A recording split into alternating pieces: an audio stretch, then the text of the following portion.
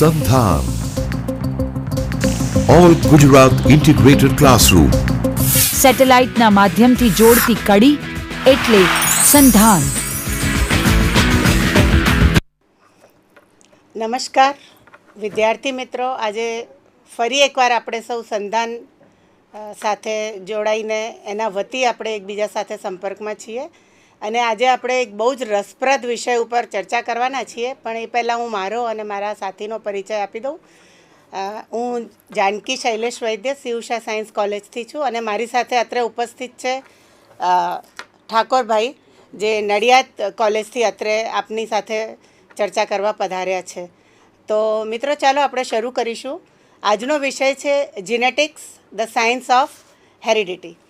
અને આગળ ચર્ચા કરીએ પહેલાં એક વસ્તુ કે આપણે ઇંગ્લિશ અને ગુજરાતી બંને માધ્યમોનો ઉપયોગ કરીશું, કારણ કે જે ગ્રામ્ય વિસ્તારોના જે વિદ્યાર્થી મિત્રો છે એ લોકો ઇંગ્લિશ સાથે સુપેરે પરિચિત નથી હોતા. The base of inheritance or heredity lies in DNA, the deoxyribonucleic acid, which contains a blueprint of all the expressions of characters in a particular organism. DNA is transcripted to mRNA that is further translated for protein synthesis. And this DNA passes to the next generation via gametic cells that fertilize and form a zygote that develops into a new similar organism.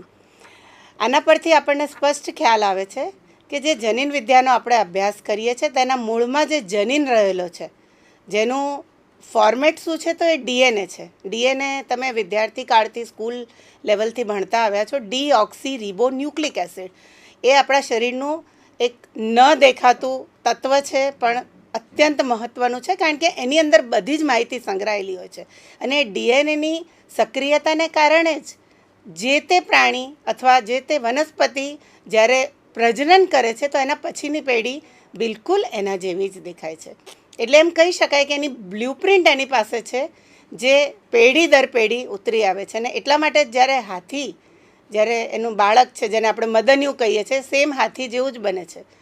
એવી જ રીતે વનસ્પતિ હોય તો આંબાની ગોટલી અથવા એના બીજમાંથી નવો આંબો જ ઉત્પન્ન થશે. એનું કારણ છે વન્ડરફુલ સાયન્સ જેનેટિક્સ.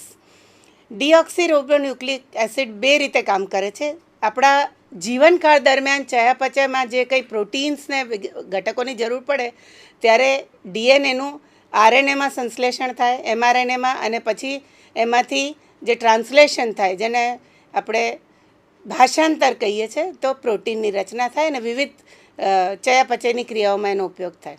આ જ ડીએનએ જ્યારે જનનકોષોમાં અધિકરણ દ્વારા એક સેટ બને છે, તો માતા અને પિતા બંને દ્વારા જે જનનકોષોનું જે યુગ્મન થાય છે, જેનું ફલિતાંડમાં રૂપાંતરણ થાય છે, તો એમાં એ નવું જે ડેવલપમેન્ટ થાય ત્યારે મૂળ પિતૃ પેઢી જેવું જ સંતાન અથવા જેને આપણે પ્રથમ પેઢી કહીશું એ બને છે. આપણે સ્ક્રીન પર જોઈએ તો ડીએનએની રચના કેવી છે. આપણે બધા જ બેઝિક્સ એના વિશે જાણીએ છીએ. એક કેમિકલ છે, પણ જ્યારે સજીવ સક્રિય બને ત્યારે ઘણી બધી નવી આશ્ચર્યજનક રચનાઓ બનાવે છે. એડેનિન, થાઇમિન, ગોનિન, સાઇટોસિન એના જે ન્યુક્લિયોટાઇડ્સ છે, અને સાઇડ્સમાં તમે જોઈ શકો છો કે એની બેકબોન, જેને કરોડરજ્જુ કહીએ છીએ, that is made up of sugar phosphate. Now you can see on screen sir Gregor Johann Mendel, right? And he is known as the father of genetics. Sir Gregor Johann Mendel, who is the father of genetics, તેઓએ વટાણાના છોડ પર કાર્ય કર્યું હતું અને બહુ જ famous છે. એમને જે કાર્ય કર્યું ત્યારે જનન વિદ્યાનો પ્રારંભ થયો. દુઃખદ બાબત એ છે કે જ્યારે એમણે કાર્ય કર્યું ત્યારે કોઈએ નોંધ ન લીધી, પણ ત્યારબાદ હ્યુગો દ વ્રીસ, સેમાર્ક જેવા વૈજ્ઞાનિકોએ સેમ એમના જેવા પ્રયોગો કર્યા વટાણાના છોડ પર ને એ જ રિઝલ્ટ્સ મેળવ્યા.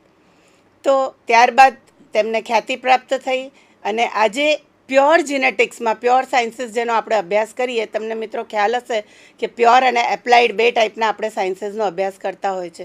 તો જે પ્યોર છે એનો આજે આપણે અભ્યાસ કરીશું. આજનો જે વિષય છે બહુ જ સૂચક છે.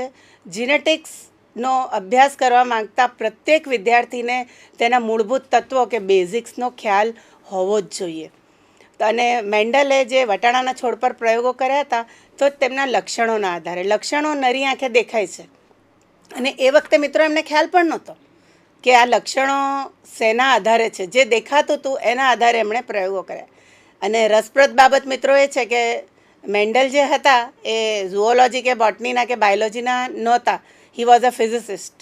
તેઓ ઓસ્ટ્રિયન પાદરી હતા અને નરી આંખે દેખાય તેવા લક્ષણો ઉપર તેમને કામ કર્યું. આપ સ્ક્રીન પર જોઈ શકશો કે જે વટાણાના છોડ છે એમાં એમને જે લક્ષણો છે, સીડ શેપ એટલે કે બીજનો આકાર, સીડ કલર, બીજનો રંગ, પુષ્પનો રંગ, બરાબર છે, પછી એની જે ફલી બને, લેગ્યુમ જેને શિંબ કહીએ, એનો આકાર અને તેની લંબાઈ વગેરે એવા નરી આંખે જોઈ શકાય અને સ્પષ્ટ તારવી શકાય તેવા લક્ષણોને આધારે એમણે બધા વટાણાના છોડ પર પ્રયોગો કર્યા. હવે જે પ્રયોગો કર્યા એમાં જે એમને જાતિ લીધી એનું નામ હતું payasam સટાઇવમ.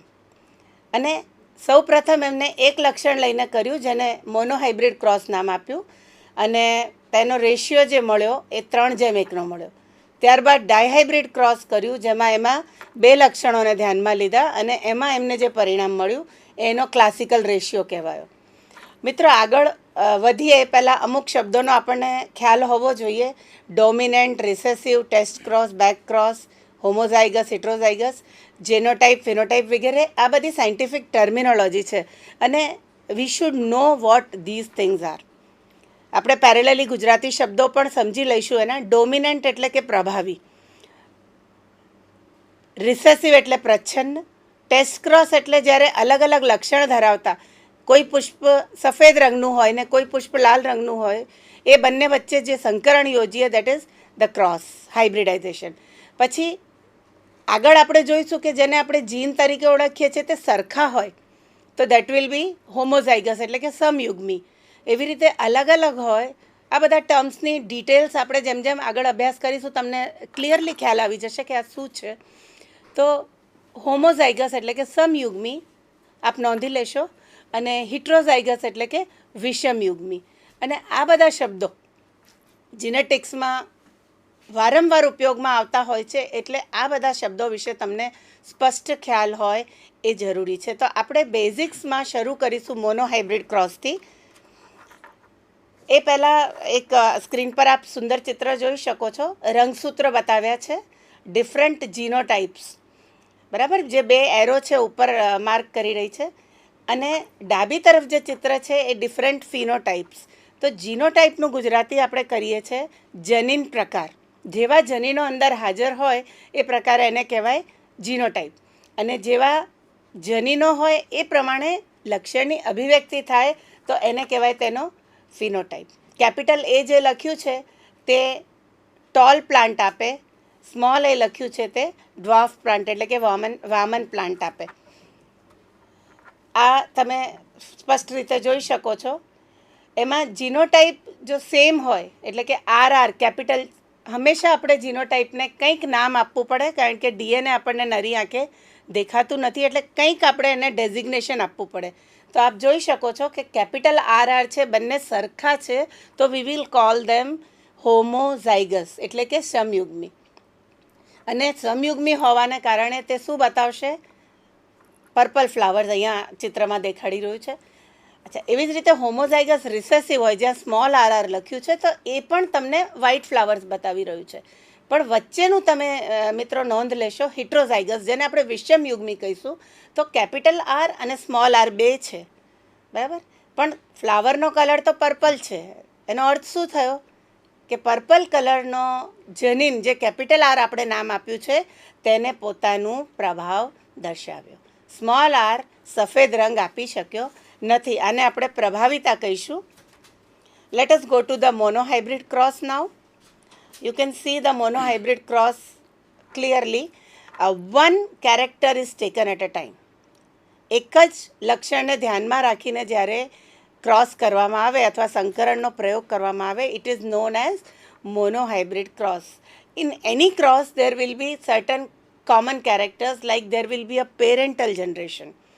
The parental generation will be the generation which is giving the gametes to the progeny. The progeny is F1 generation and then it is continued to F2 generation after the gametes from F1 generation. And you can see the results very well. The parents are homozygous both. Capital RR is for the red color, or you can say purple, depends on the species of the plant. And white color is small rr, that means it is recessive. And you can see when they are imparting one gene as a gamete, capital R1 and small r, they unite in the F1 to form the generation which is having a genotype capital R small r.